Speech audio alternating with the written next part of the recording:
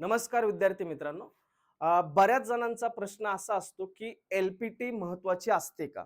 दुसरा प्रश्न असतो, सर मी बाहेरून ॲप्लिकेशन करतोय, परंतु एक्झामला एल-पी-टी असते. मी प्री पास केली, मेन्स पास केली आणि इंटरव्ह्यू दिला. त्याच्यानंतर एल-पी-टी असते. काही जे ऑफिसरच्या लेव्हलला असेल त्या ठिकाणी तुम्हाला इंटरव्ह्यू देऊन एल-पी-टी द्यावं लागते.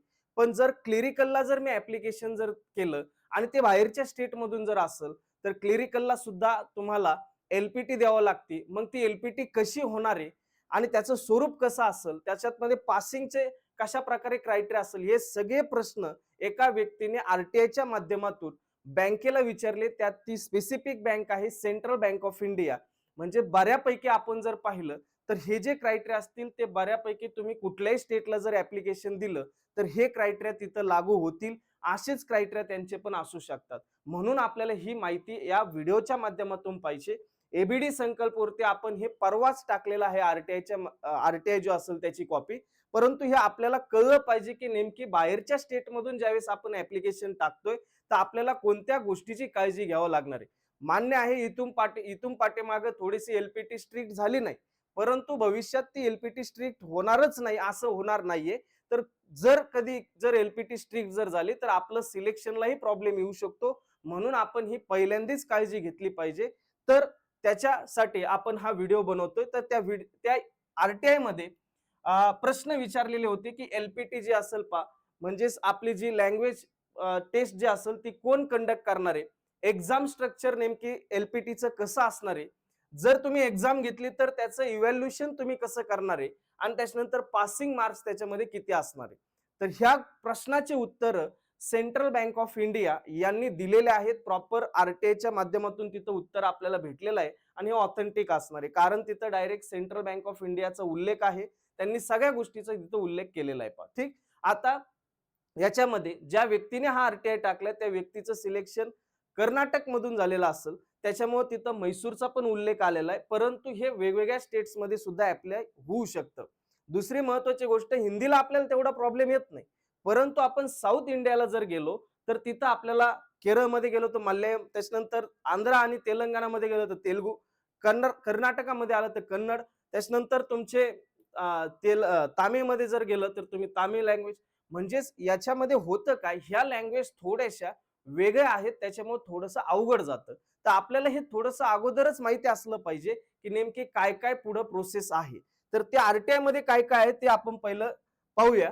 याच्यामध्ये थोडंसं ब्लर दिसत असेल पण मी समजून सांगतो. त्यांनी जे प्रश्न विचारलेत, 4 प्रश्न विचारले होते. पहिलं विचारलं होतं त्यांनी की याच्यामध्ये कंडक्ट कोण करेल एक्झाम, हा पहिला प्रश्न होता.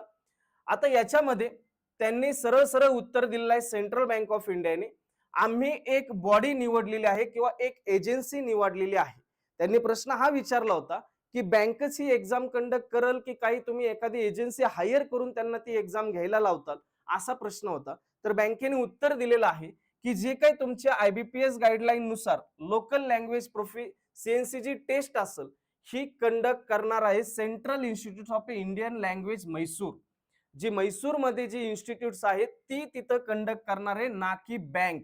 बँक कंडक्ट स्वतः करणार नाही, तर तिथं कंडक्ट कोण करणार आहे, central institute of Indian language Mysore he conduct करणार आहे.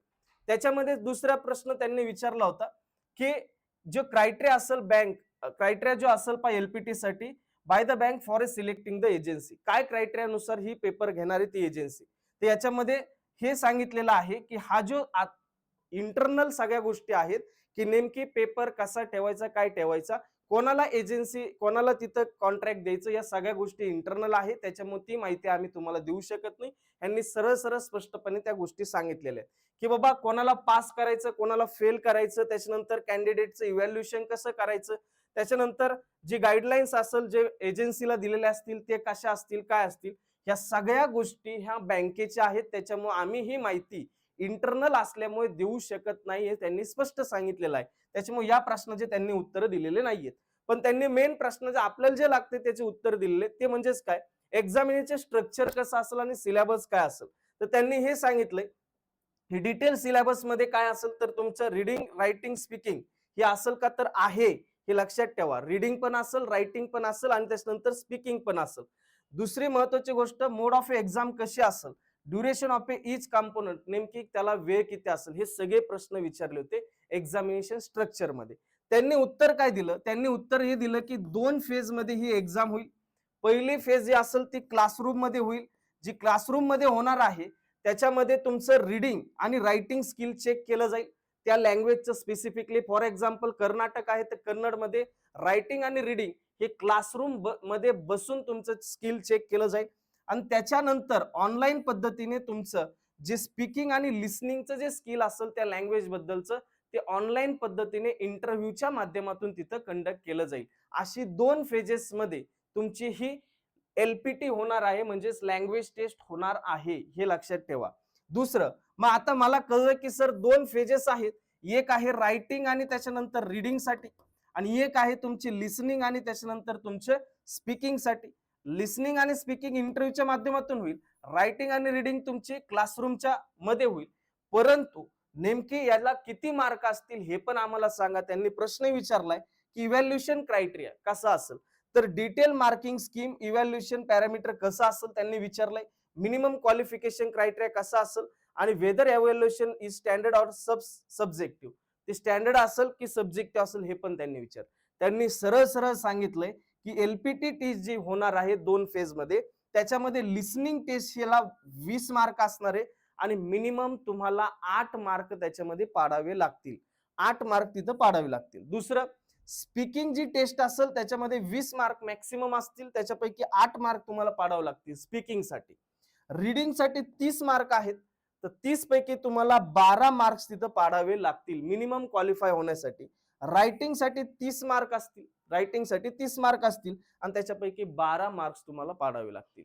तर हा क्रायटेरिया सुद्धा त्यांनी दिलेला आहे. तर याच्यातून हे आपल्याला कळतंय की आपल्याला ज्यावेळेस बाहेरून ऍप्लिकेशन द्यायचंय, निदान आपण थोडं का होईना त्या लँग्वेज विषयी थोडस ऐकलं पाहिजे, लिहिलं पाहिजे, समजून घेतलं पाहिजे. कारण फक्त ऍप्लिकेशन करून उपयोग नाही. इथून पाठीमागे गोष्टी आम्ही सांगत होतो की लँग्वेज टेस्ट जी असेल ती एक ठीकठाक सोप्या पद्धतीने होते, पण असं जर झालं प्रत्येक स्टेटमध्ये तर प्रॉब्लेम होऊ शकतो. ठीक, तर मग याच्यासाठी आपल्याला नेमकी काय करायचं, तर याच्यासाठी स्ट्रॅटेजी तुमची अशी असली पाहिजे की तुमचं रीडिंग जे असेल ती लोकल लँग्वेज न्यूजपेपर वाचायला सुरुवात केली पाहिजे. तुम्ही व्हिडिओच्या माध्यमातून पहा किंवा न्यूजपेपर जे असतील पहा तुम्हाला फिजिकली भेटले तर त्याच्यातून पहा. त्याच्यानंतर फोकस ऑन कॉम्प्रिहेन्सिव्ह जे काही पॅसेजेस वगैरे जे असतील पहा त्याच्यावरती व्यवस्थितपणे तुम्हाला फोकस करायचा आहे, व्यवस्थित समजून घ्यायचंय. तुम्हाला आज गुगल आहे, त्याच्यानंतर चॅट जीपीटी आहे, वेगवेगळे माध्यम आहेत, तुम्ही इझिली ते गोष्टी क्रॅक करू शकतात. रायटिंगच्या बाबतीत थोडासा शॉर्ट पॅरेग्राफ घ्यायचा, एखादा न्यूजपेपर वाचला त्याच्यातला एखादा एडिटोरियल किंवा कोणताही पॅसेज वाचला, पॅसेज वाचल्यानंतर मी त्याच्यातल्या 2-4 लाईनी लिहायचा प्रयत्न कर, ते मी आतापासून कर. Focus on grammar and clarity, हे जरी नसेल तर ठीक आहे, पण निदान तुम्हाला थोडं का व्हायना लिहिता तिथं आलं पाहिजे. निदान तुम्हाला कळून जाईल की ही लँग्वेज नेमकी कशा प्रकारे लिहिली पाहिजे. त्याच्यानंतर तुम्ही स्पीकिंग साठी डेली कन्व्हर्सेशन, कारण जोपर्यंत तुम्ही एखादी लँग्वेज बोलत नाही तोपर्यंत तुम्हाला ती बोलता येणार नाही. फक्त वाचून आणि ऐकून काही उपयोग नाही, तुम्हाला ती बोलावी लागेल. तुम्हाला ते जे ऐकलेल्या गोष्टी आहेत ते प्रॅक्टिकली तिथं तुमच्या आचरणात आणावं लागतील, तेव्हा गोष्टी तुम्हाला तिथं बोलता येणार आहे पहा. ठीक आहे, आणि जे तुम्ही बोलताय त्याचं रेकॉर्डिंग जरी केलं तरी पण एक ठीकठाक तुम्हाला समजून जाईल की मी चुकतोय कुठं. ठीक. दुसरं, लिसनिंग. तुम्ही लोकल न्यूज चॅनल जे असतील त्यांचे, समजा कर्नाटकमध्ये तुम्ही अप्लाय केलेलं आहे तर कर्नाटकचे लोकल न्यूज चॅनल तुम्ही पहा. त्याच्यानंतर फोकस ऑन अंडरस्टँडिंग ॲसेंट्स, म्हणजे तुम्ही जे काही पाहताय, तुम्ही जे काही वाचताय त्याला जास्त करून अंडरस्टँड कसं होईल याच्याकडे पहा.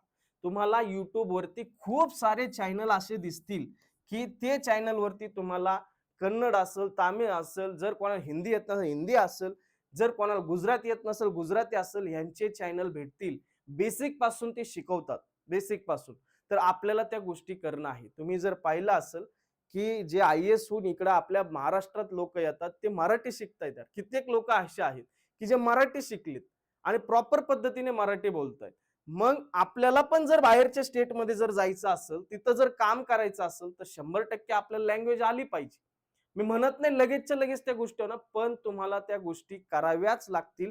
कारण हे एका बँकेने जर दिलेलं आहे RTIच्या माध्यमातून, तर भविष्यात आपल्याला सगळ्या बँकांमध्ये अशा पद्धतीने सगळ्या गोष्टी दिसू शकतात. म्हणून आपण थोडस इथं जर बाहेरून ऍप्लिकेशन टाकत असतो तर एलपीटी बाबत थोडस अगोदरच सजग राहायला पाहिजे, त्याच्याशिवाय पर्याय नाही. ठीक आहे, हीच माहिती तुमच्यापर्यंत पोहोचायची होती. कारण बऱ्याच विद्यार्थ्यांचे फोन मेसेजेस होते की सर आमचं क्लेरिकलला सिलेक्शन झालेलं आहे, मग तिथं गेल्यानंतर कशा प्रकारे एलपीटी होईल किंवा बाकीचे ऑफिसरचे कशा प्रकारे होईल काय. तर हे नेमके आरटीआयच्या माध्यमातून आलतं, तर हे त्यांनी रिप्लाय दिलेला आहे, ते मुलांपर्यंत पोहोचला पाहिजे याच्यासाठी हा व्हिडिओ बनवला होता. ठीक, तर अशीच माहिती आपण वेगवेगळ्या व्हिडिओच्या माध्यमातून घेणार आहे. जर माहिती आवडली असेल तर नक्कीच चॅनलला सबस्क्राईब करा आणि लाईक करा. धन्यवाद. थँक्यू.